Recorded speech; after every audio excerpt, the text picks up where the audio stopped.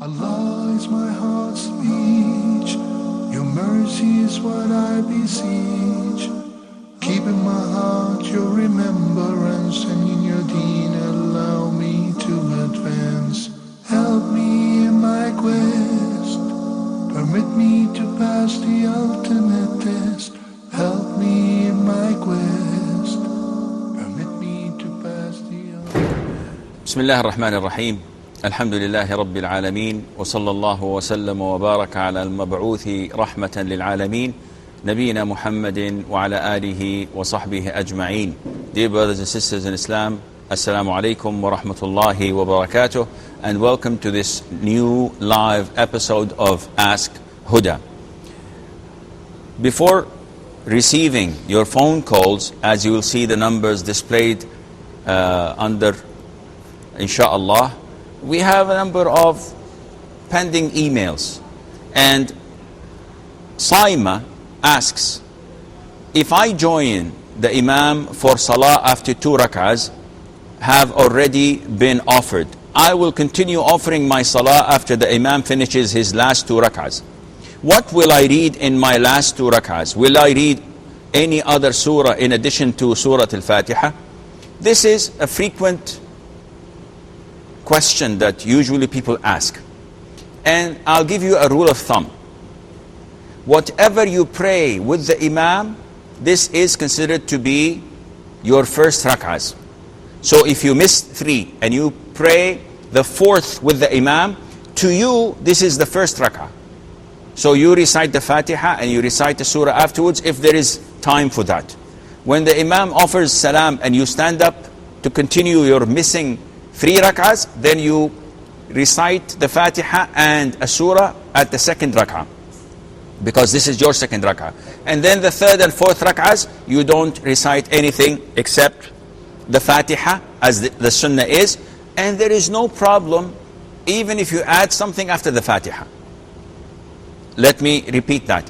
If I'm praying Dhuhr prayer, it is not a must that I only recite Fatiha and a surah in the first 2 rak'ahs, and the 3rd and 4th rak'ah I only recite the Fatiha. I can also add another surah after the Fatiha without any problem, insha'Allah. So to answer your question, once the Imam offers salam, you stand up for your 3rd rak'ah and 4th rak'ah and you conclude your prayer. Whether you recite the Fatiha only, which is completely acceptable, or you add another surah after that, this is also acceptable, and Allah knows best. Mushtaq says, when an individual misses the Fajr Sunnah and he directly offers the Fardh with the congregation, then when should he offer the missed Sunnah? As we know, the Sunnah of Fajr, the 2 rak'ahs that we pray before the obligatory mandatory prayer of Fajr, this is the most highly recommended Sunnah of all. And the Prophet said ﷺ that these 2 voluntary rak'ahs are better than whatsoever is found on earth. And it's better than whatever the sun rises and sets upon. These 2 voluntary rak'ahs of Fajr. And if this is the case with the Sunnah of the Fajr, then you can just imagine the importance and the magnitude of the Fard itself, the mandatory, the obligatory Fard of Al-Fajr itself. If a person misses it, he has 2 options. Either he prays it afterwards, immediately, or he prays it after the sun rises, about 15 to 20 minutes from sunrise. The evidence is that the Prophet ﷺ once prayed Al-Fajr prayer, and he saw a man praying 2 rak'ahs after he concluded ﷺ. He saw a man praying 2 rak'ahs to a pillar, meaning that he's praying on his own. So the Prophet stood next to him ﷺ and said to him, while the man was praying, said to him angrily, is Fajr 4 rak'ahs? Is Fajr 4 rak'ahs? What are you doing?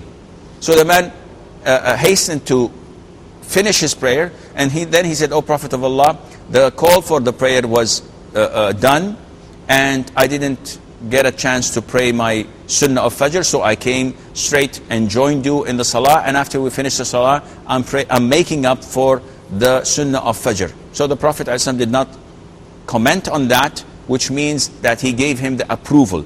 And the sunnah of the Prophet ﷺ, either it is a sunnah by rhetoric, by his instructions, verbal instructions, or by his actions, or by his approval. If something happens and he does not comment, this means that this is approved and it's part of the sunnah. Safiya has a question. She says, how exactly should a person behave when she goes to give condolence upon the death in any house? Generally, we find people sitting and gossiping. Is it permissible to eat if they serve you food? If not, how should I refuse? What am I supposed to say to them? First of all, it is not part of the sunnah to gather for accepting the condolences. Jarir ibn Abdullah al-Bajali, may Allah be pleased with him, the companion, said that we, the companions, used to consider gathering for condolences or for mourning and gathering on the food because of the event of the death of a person. We used to consider this as wailing and niyaha, which is a major sin. When a woman starts to wail and says, oh, he's my husband, and she cries and she slaps her face and tears her hair and tears her clothes. All of this is part of a niyaha, which is a major sin. And Jarir, may Allah be pleased with him, says that the companion used to consider the notion of just gathering for mourning and for accepting the condolences of people and to eat food, as we or some Muslims do. Unfortunately, this is a major sin. So if you hear about someone's death, what to do? It's very simple.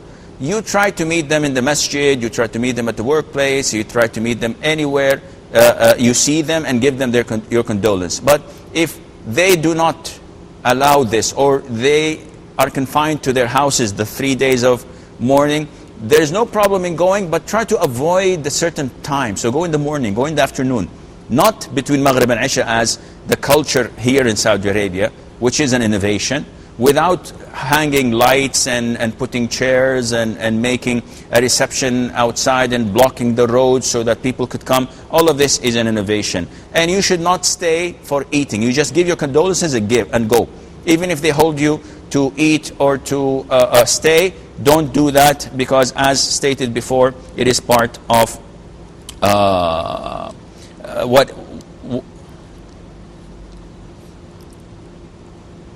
because it is part of an innovation, as stated by Jarir ibn Abdullah al-Bajali. Abdullah from Nigeria. Assalamu alaikum wa rahmatullahi Wa alaikum assalam wa rahmatullahi wa barakatuh. Good evening to you, akhi. What can I do for you?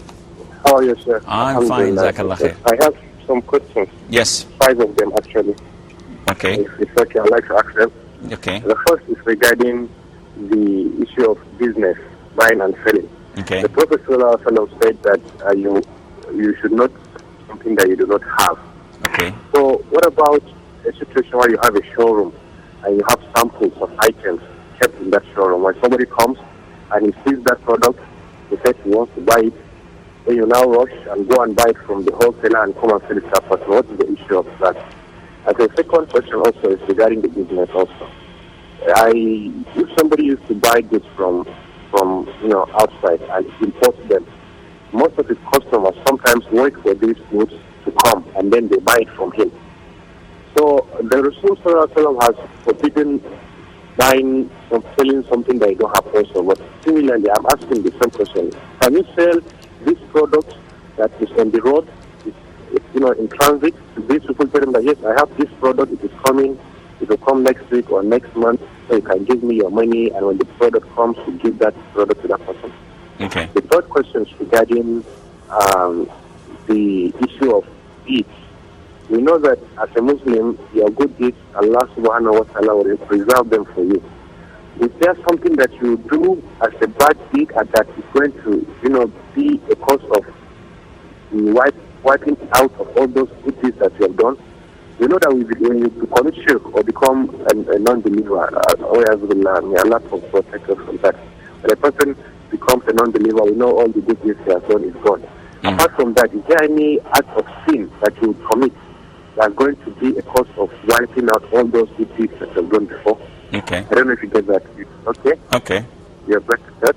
Yes, the last question is regarding Salah. When you are praying, and the ayah in Surah Muhammad sallallahu alaihi wasallam, in which Allah says Muhammad Rasulullah, and the Imam will say sallallahu alaihi wasallam. Is that okay also? Okay. Thank you very much, Ya Sheikh. May Allah subhanahu wa ta'ala guide you and bless you and your family, and may He protect your knowledge for the benefit of the Jazakallah Ummah. Thank you very khair. much. Jazakallah khair. Sulaiman from the Emirates. Okay, I think we lost Sulaiman. Okay. Sophia's question, we've gone through. Muhammad's question, he says that I heard a speaker say that giving da'wah to non-Muslims in Europe is better than praying at the Kaaba every single day. Is there evidence for this? Well, hypothetically, generally speaking, this is correct.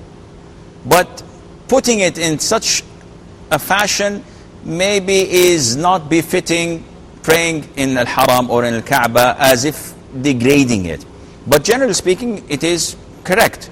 Because da'wah work, when you call people to Islam, when you teach them about Islam, this is far better than voluntary fasting, voluntary prayer, voluntary umrah, even if it's in the Haram, because the benefit is widely spread and it benefits everyone else. While praying and fasting, voluntary prayers and fasting, this only benefits me as an individual. And that is why Al-Imam Ahmad, may Allah have mercy on his soul, used to say that I'd rather people spend their time teaching and learning knowledge rather than praying night prayer.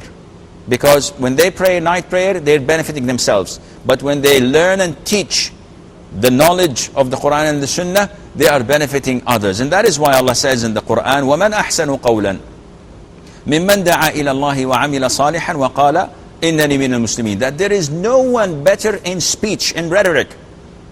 There's no one better than that person who calls others to Allah. And by calling others to Allah, this is a vast topic that can include da'wah, can include learning and teaching and circles of knowledge and all types of calling to Allah Azza wa Jal. Okay, Abu Jawad from Jordan. Assalamu alaikum, Shaykh. Salam wa rahmatullahi wa barakatuh. Sheikh, I have two questions. Yes. And my question number one is that what is the share of father in his son's property who is deceased, and he has also his children, He has boys and girls? boy and girls both. And does he have a mother, the deceased? Does he have a mother? Yeah, he has a mother. Mother, yes. Okay. I will answer your question. Question number two. Yes. Give us a question. Okay, if the husband buy property under the name of his wife and wife passed away, so what is the situation of this property? Does it is automatically transferred to father or husband, or it is distributed in the same way? When he bought this property, he bought it as a gift to his wife? It's not known. Well, how can I answer you if it's not known? Sometimes the people they buy property to save the tax. Okay, I will answer the question, inshallah. Thank you very much. Hayyak Allah. Sulaiman or Sulaiman from the Emirates. Assalamu alaikum. Salam wa rahmatullah.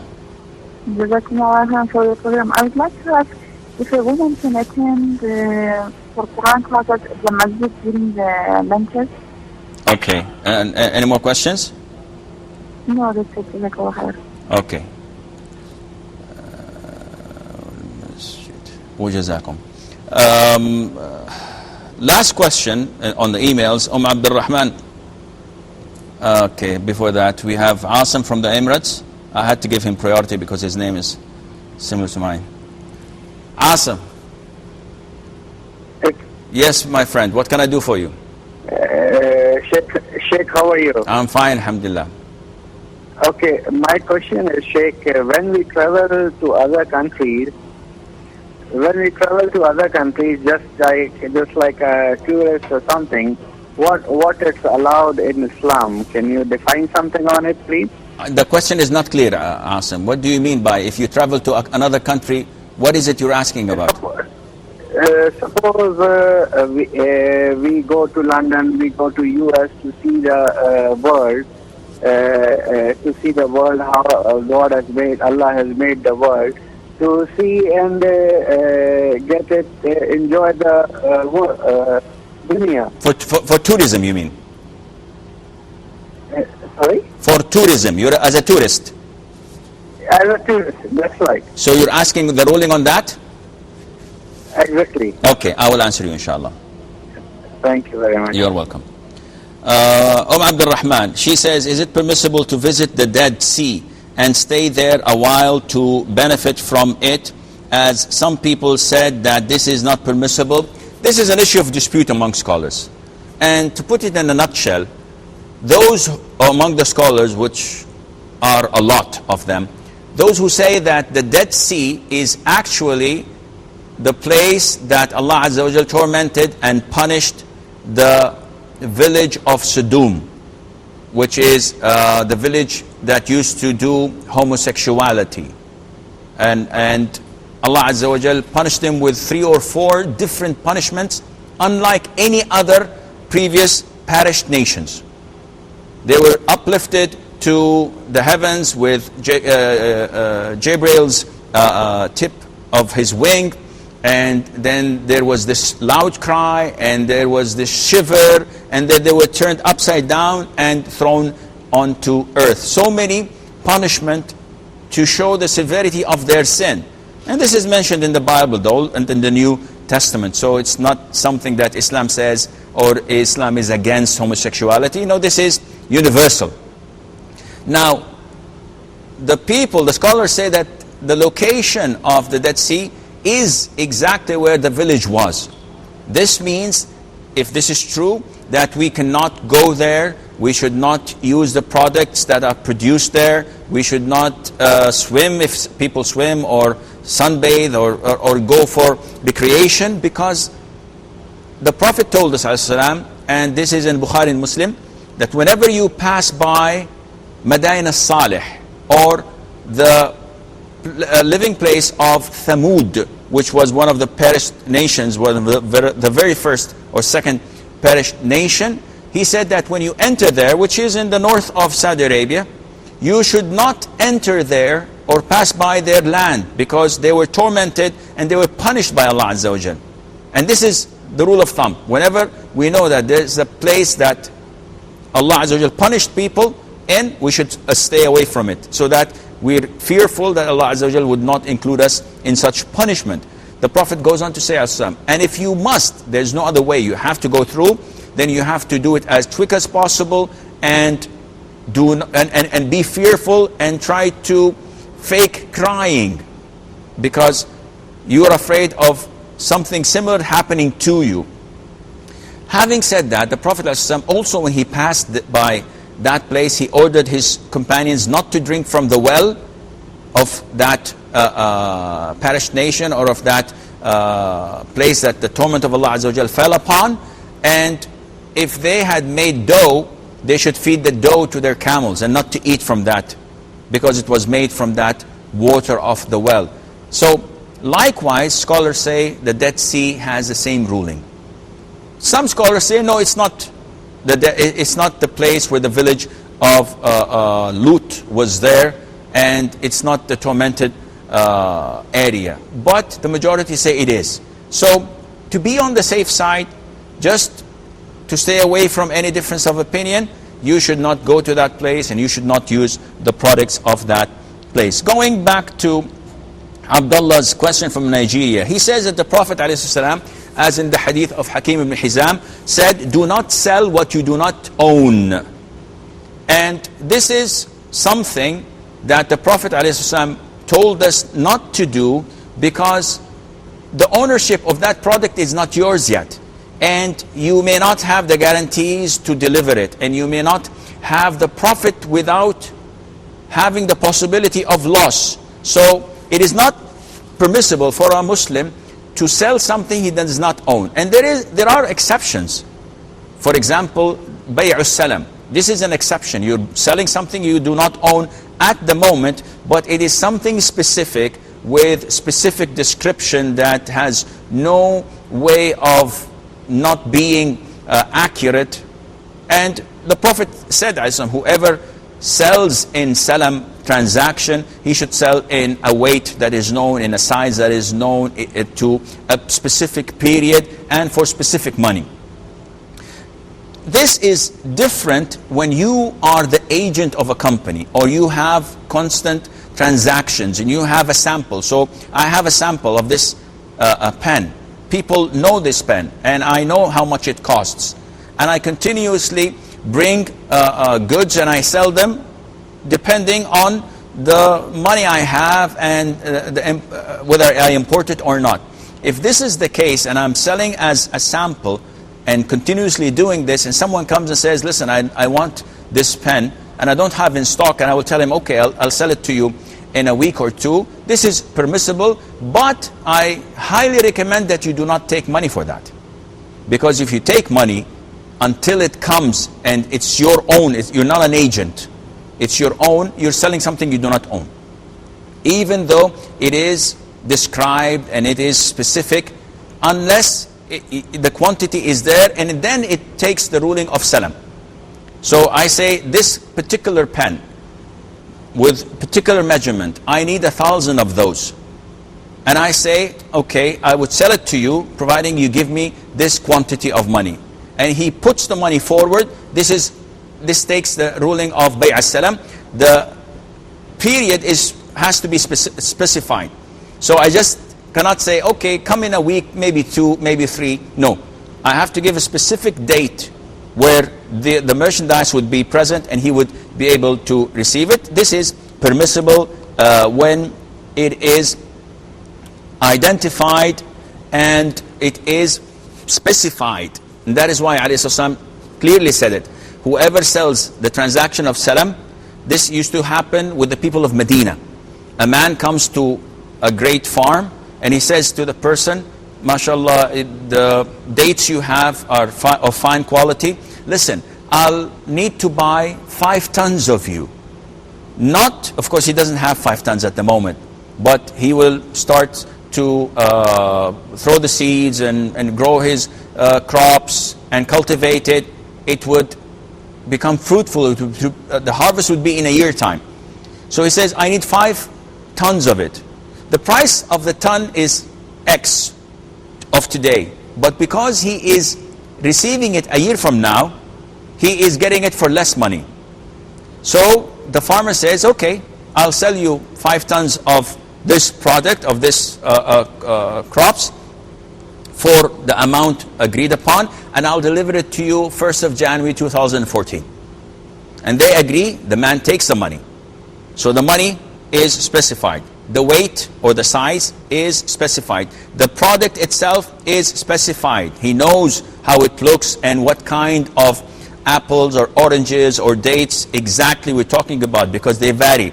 But he knows what kind of product is being produced, or crops or fruit being produced in that farm. This is halal. Likewise, his second question, if someone comes and says, I'd like 100 pairs of shoes, of these shoes, and I know exactly how they look and I have a sample of them, and I give him a date to receive and he gives me the money in advance, this is permissible, insha'Allah.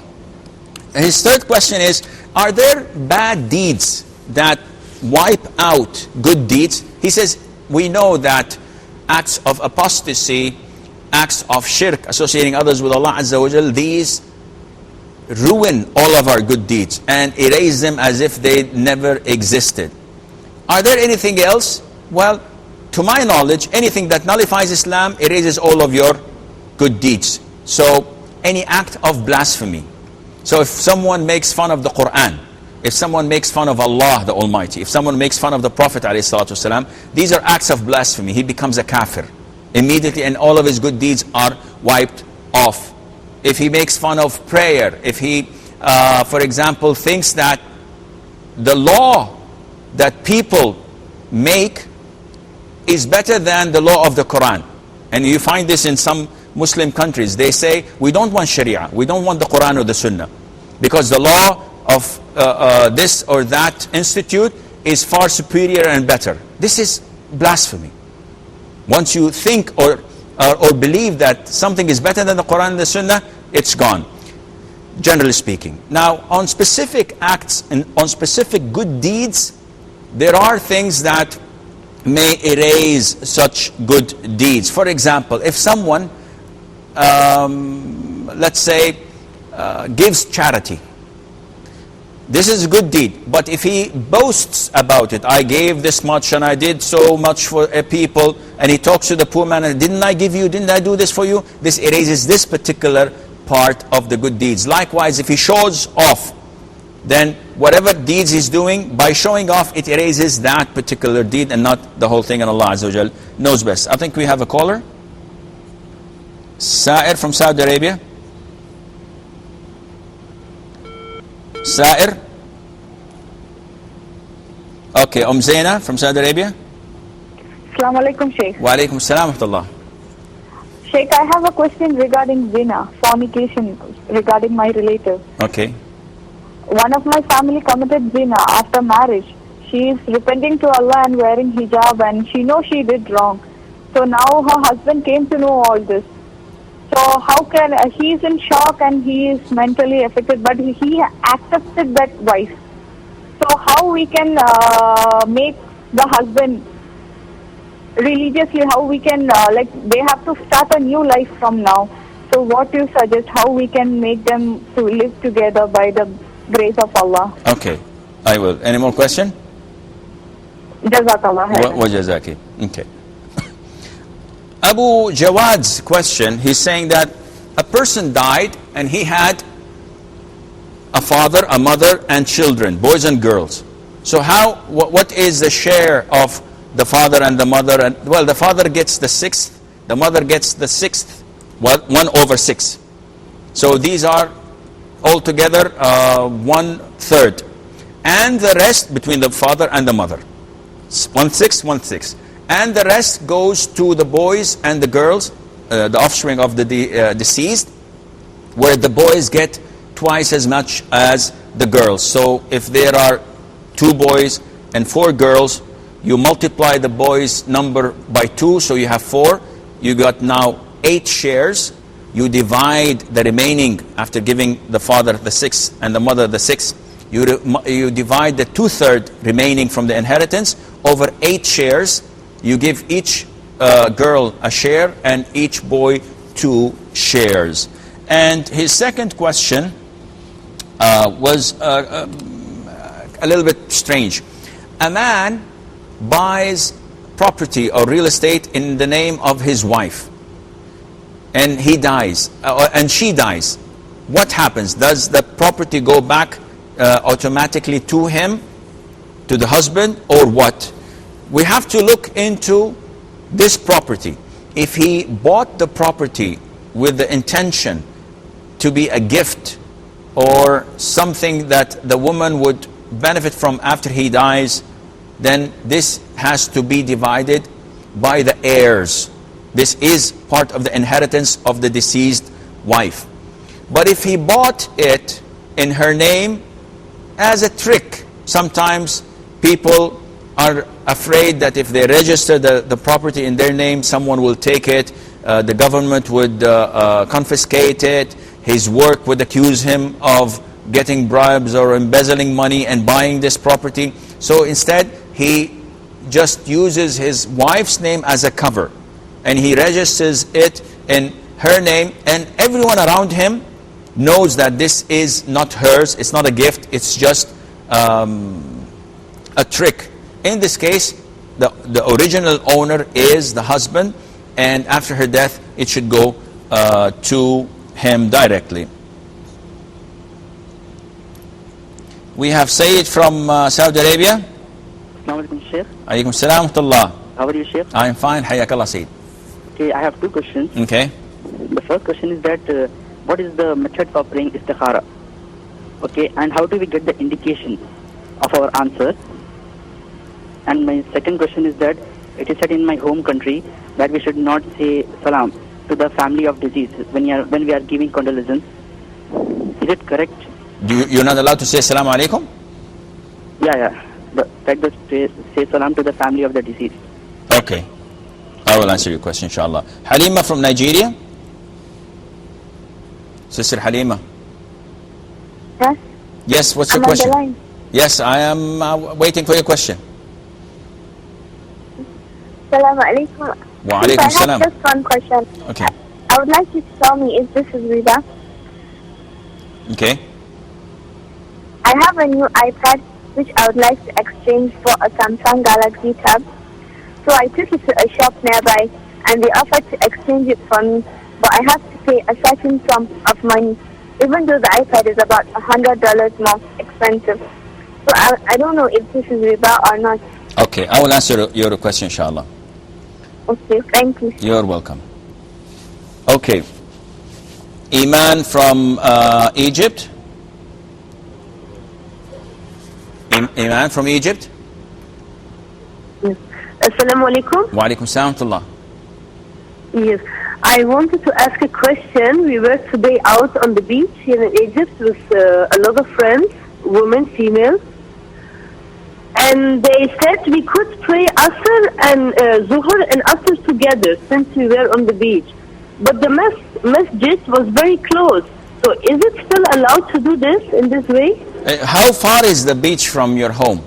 Are you travelers or it's close by? It's like 10 minutes. From your home?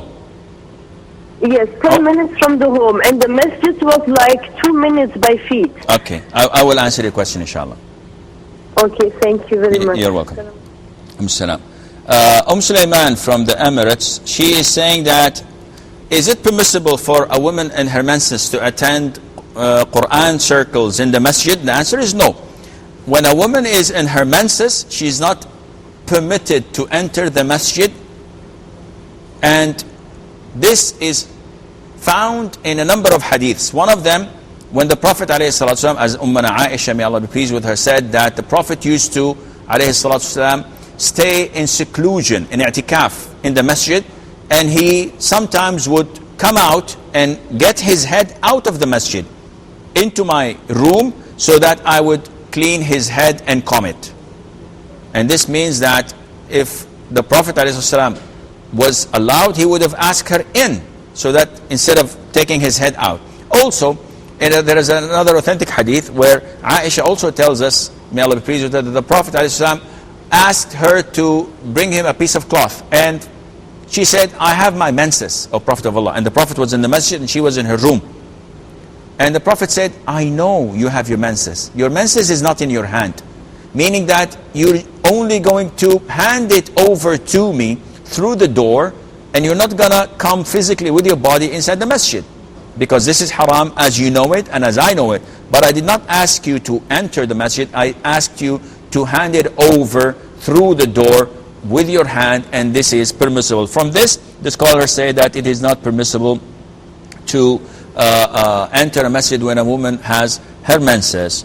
Asim from the Emirates says that, what's the ruling on going to non-Muslim countries for tourism, just sightseeing and having fun? The scholars say that this is not permissible. And when I say scholars, I'm talking about the scholars of all times, such as Sheikh Abdulaziz ibn Baz, Sheikh ibn Uthaymeen, and real good old scholars who know the deen and who know the effect of such traveling. When you take your children to sightseeing in non-Muslim countries, definitely, inevitably, they will be affected by the clean country, by the nice sightseeing, by the way that the people are living, by the discipline, by the lack of corruption, by this and that, and the perfection of the infrastructure, unlike their hometowns and the countries of the third or fourth or the fifth world. But this impact would affect them religiously as well, because you will see things they don't see in their country. They will see nudity, you will see obscene things and things that are filthy and dirty, of sexual concepts and relationships. And all of this affects the heart. And that is why scholars say, if a person has to go to a non-Muslim country or a Muslim country that is well known for sins openly and for major sins and small sins, they say you can go, providing that there are three conditions. One, that you have the virtue and the fear of Allah that would prevent you from falling into these lusts and desires and whims. So a lot of the people go there, but they don't have this fear of Allah. And the minute they set foot on their airports, they buy liquor and they go to nightclubs and they do bad things. This is not permissible for them to travel at all. Second condition is that you have the knowledge that would qualify you to repel and deflect any doubts that you may get from these non-Muslim countries. So if a priest comes to you and starts preaching you about the gospel and says that our religion is better than yours, Trinity is found in Islam, and he said, how is that? And he said, yes, you say Bismillah ar-Rahman ar-Rahim. This is the Father, the Son, and the Holy Ghost. If someone does not have the knowledge to refute this silly doubt, he would probably fall or be trapped in such a thing. In this case, no. Sit back and relax, stay in your home, and don't travel. The third condition is that there is a legitimate reason for going. So if you're going for da'wah, good for you. If you're going for trade, you're a merchant, you're a businessman, you go and buy things and sell things. This is completely permissible with the two conditions prior to that. If you are going to study something that is not found in the Muslim world, then it's okay to go and study that. If you're going for treatment and medication, you need to get medical help that is not provided or not available in your country. This is permissible, and so on. So these are the three conditions that I personally believe that every Muslim has to have. Which means that going for sightseeing and tourism and spending your money to non-Muslims is not permissible. I'd rather you do that in a Muslim country and you benefit your brothers and sisters who are Muslim, instead of giving your money with the taxes to someone who may attack Muslim countries in return. Zaina from Saudi Arabia, she's asking about fornication. Well, actually she's asking about adultery.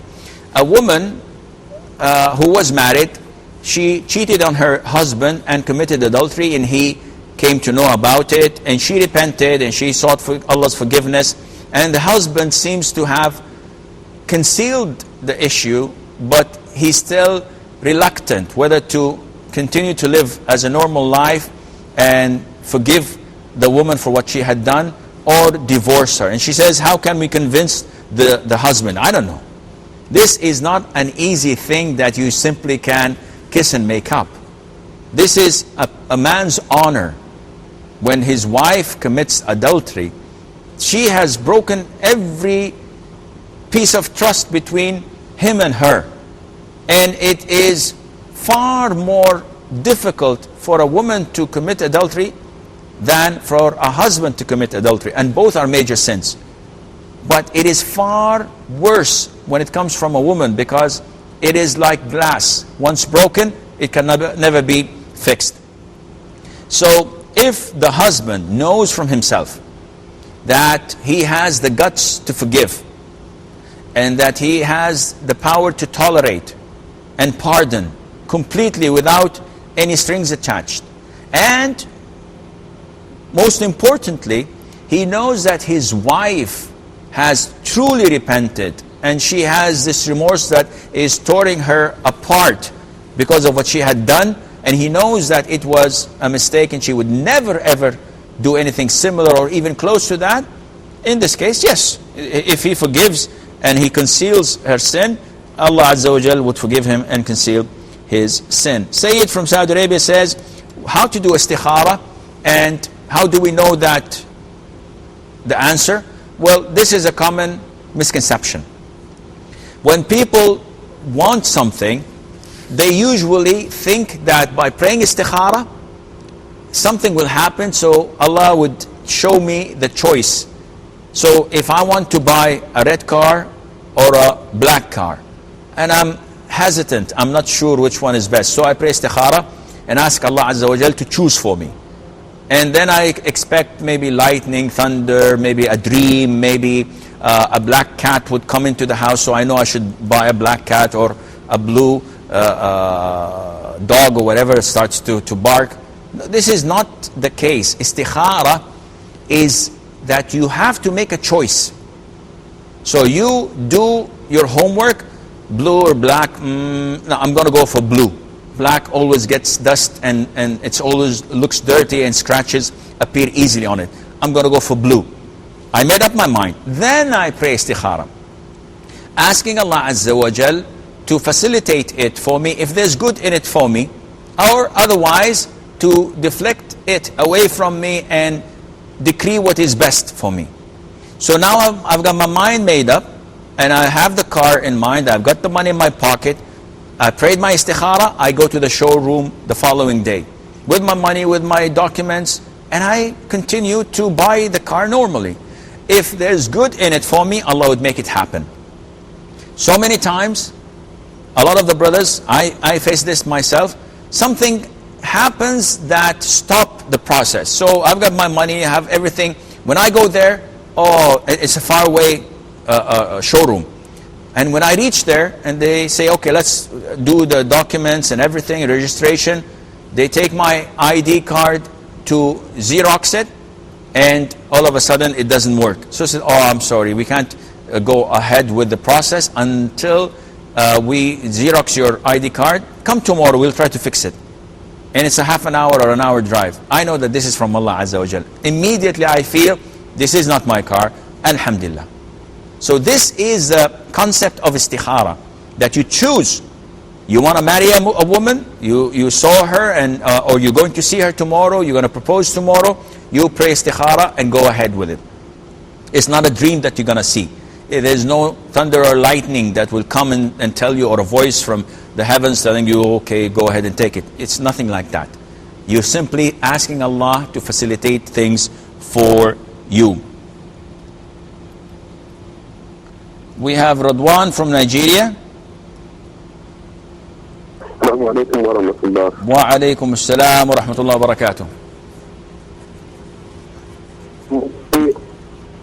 But the greeting for normal mosque is enter any mosque.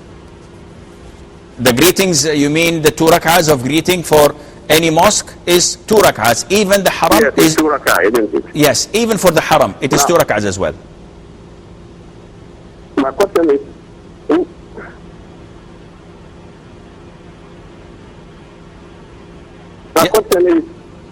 what is the greeting in haram in Makkah? Okay. Is it the same 2 rakat or is it tawaf, as some people are saying? Okay, I will answer your question, inshallah. Assalamu alaikum. Alaikum assalam. Salma from Saudi Arabia. Sister Salma from Saudi Arabia. Assalamu alaikum. Salam rahmatullah. Sheikh, I have 3 questions to Okay. be asked. I regularly listen to the recitation of Quran almost every day when I'm working or doing my housework, especially when I'm in the kitchen. Okay. And most of the times I'm not with wudu. Is it okay? Is it permissible, or do I have to, take out some time, sit down and really listen to it? Second question. Second question is, what about the money or certain thing which one, maybe I or somebody else had taken long time ago from someone else, and today we do not know, in the current time we do not know where that person is. How do we return this? You mean stole it or borrowed it? Maybe Both. not exactly borrowed. Maybe we run short of some time, and some person had help, and we really want to give it, but that we don't know where exactly the person is. Third question. The third question is, we have a savings bank account back in India, and we have been receiving interest money on it for every 6 months. So I want to know whether this money can be used for the wedding of an orphan girl, or can this be given to a poor widow Okay. for her use? Okay, I will answer your question, inshallah. Okay, Sabiqa from Saudi. Hello. Yes. Assalamu alaikum. Wa alaikum assalam wa rahmatullah. Yeah, I wanted to know that, like, when we spend through our credit card, we get some points. Okay. So these points can be redeemed for some vouchers like 500, 1,000 riyal. So is this halal? Okay. I will answer you, inshallah. And one more, sir, here. Yes. Yes. Yeah, I know that treatment through ruqya is halal, but reciting Surah Falaq, Surah Nas during night and blowing on our body, is that also ruqya? Okay. Okay, thank you, Sheikh. Thank you. Okay. Second question of Sayyid was, they have this habit of prohibiting saying salam to the family of the deceased. And this is completely baseless and it is nonsense. As long as they're Muslims, what would you do? Just say, you have my condolences, you have my deepest sympathy? No, you have to say assalamu alaikum. This is the greeting of the Muslims. And nowhere in the Quran or in the Sunnah or even in the words of the scholars that this becomes prohibited. So this is baseless and it is a clear innovation. Halima from Nigeria, she says, I'd like to know if this transaction is riba. She has an iPad and she went to the shop to exchange it for a Galaxy. And he requested money. And she knows that the iPad is more expensive. So she says, is this riba? Not at all. This is normal setting. It is up to you. Want to buy it or keep it or sell it? It's up to you. And there is no riba in that because this is an exchange of commodities, a pen for a car, a watch for a phone or whatever, and then you pay the difference. It's like when you have a car and it's 5 years old, you take it to the dealer's shop and he says, okay, I'll give you this year's model, but you have to pay me 50,000 etc. more on your car. This is totally permissible. Would I advise you to exchange your iPad with a Galaxy? I wouldn't, because I tried both. But this is a commercial-free channel, so I'm not going to elaborate on this. Iman says, what's the ruling on us females going to the beach? And some of us said, let's pray Dhuhr and Asr and combine the two prayers. And this is strange and weird. You are not allowed to combine prayers unless you have a pretty legitimate necessity, such as a person going into surgery and he will miss one of the prayers, so he combines. Or someone having a very, very important test and there is no way to evade it or to have time to pray. And if he doesn't, he loses the whole year. So this is a one shot in a year, then it's okay. Or when a person is traveling. That's why I ask is, do they live far away from the beach? And she says 10 minutes. And this is totally prohibited. They have to pray on time, regardless of the presence of the masjid or not, because praying in the masjid is not mandatory upon women. So even if they don't want to pray in the masjid, but they cannot combine. Radwan asks about the greeting of the masjid. We know that 2 rak'ahs before you sit down. This is the instruction of the Prophet ﷺ, and scholars say that this is the greeting of the masjid, and there is nothing in Sharia as greeting of the masjid. The Prophet only said, whenever you enter a masjid, do not sit until you pray 2 rak'ahs. And he did not say greet it or do not greet it. But the scholars use this terminology so that they get the things closer to the people. So he's asking, what's the ruling on greeting the Masjid al-Haram, the noble, the holy mosque of Mecca, al-Haram?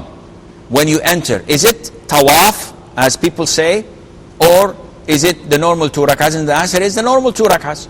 You cannot sit until you pray the 2 rak'ahs. But if you're in the state of Umrah, you should begin immediately with the tawaf, as long as you're not going to sit down. Salma from Saudi Arabia, she says, 1, what's the ruling on listening to the Quran while not in the state of wudu? And the answer is, that is permissible. Even if you are in the state of sexual impurity, major impurity, whether in your menses or due to sexual relationship, even then you may listen to the Quran without any problem, inshallah. Second question, she says that the money they took long ago from someone and they cannot allocate this person, whether he traveled, he died, he moved away, they lost his address. So what to do with the money? The money must be given to charity, means of charity, on behalf of that person. You cannot keep that money.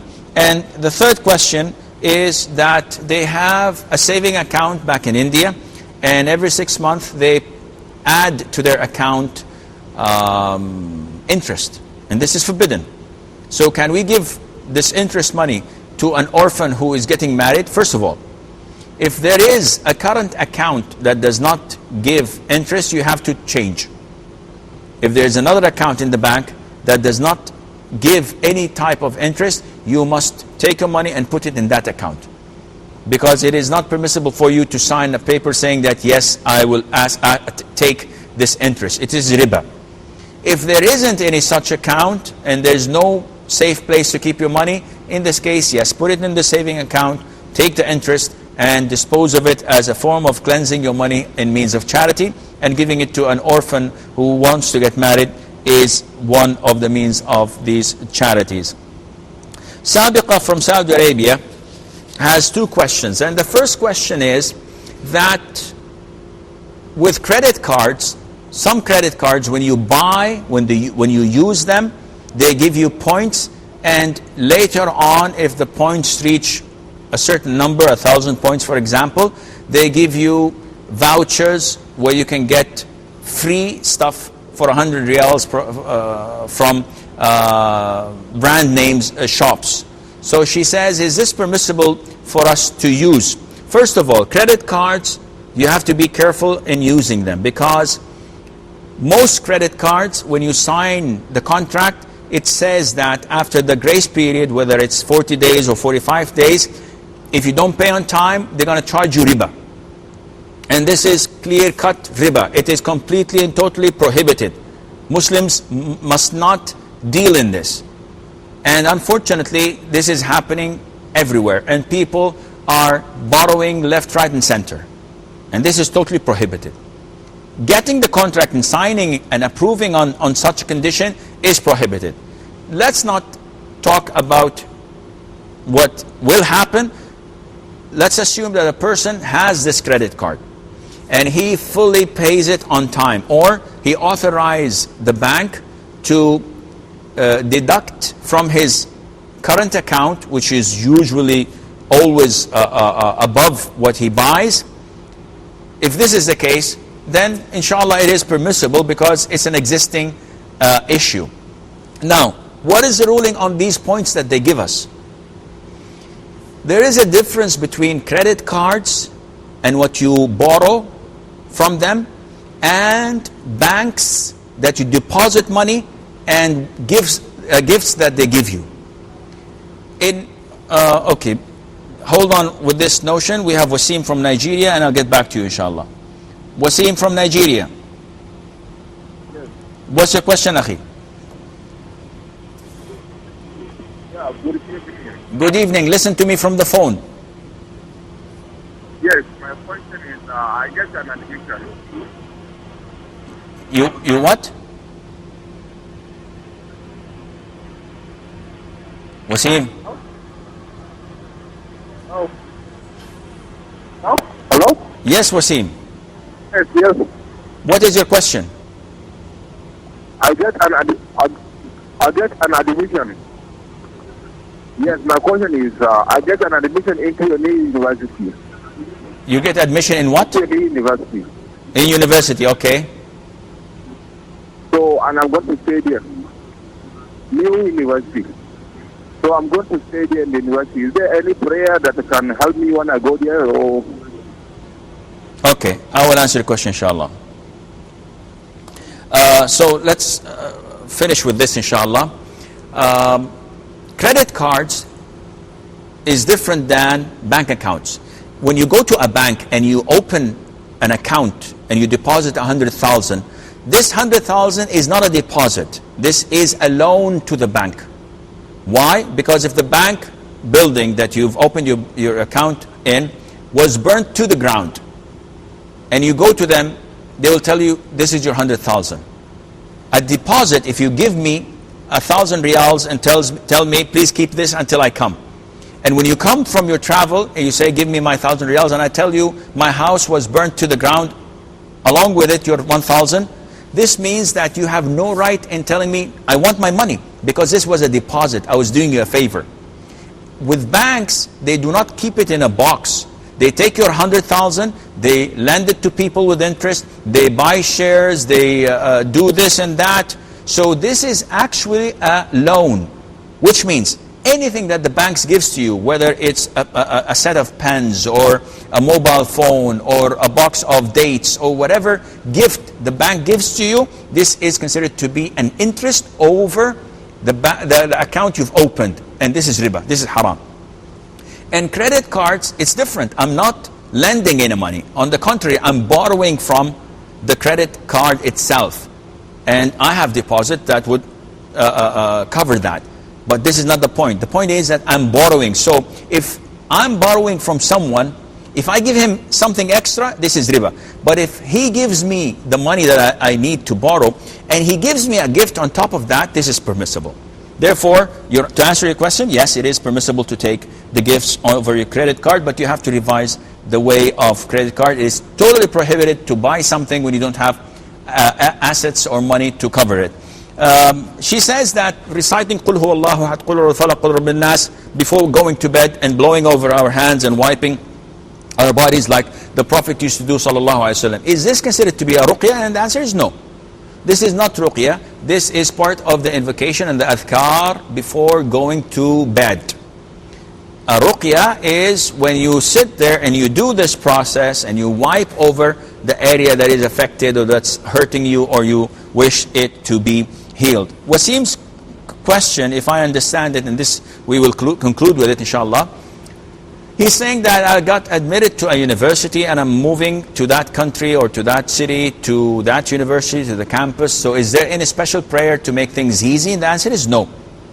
As long as you've been admitted, alhamdulillah, before leaving your home to that university, pray istikhara and do the dua and then go on. Once you go into your campus or to your room or whatever the place you're saying, the sunnah is to say, أعوذ بكلمات الله التامات من شر ما خلق 3 times. أعوذ بكلمات الله التامات من شر ما خلق.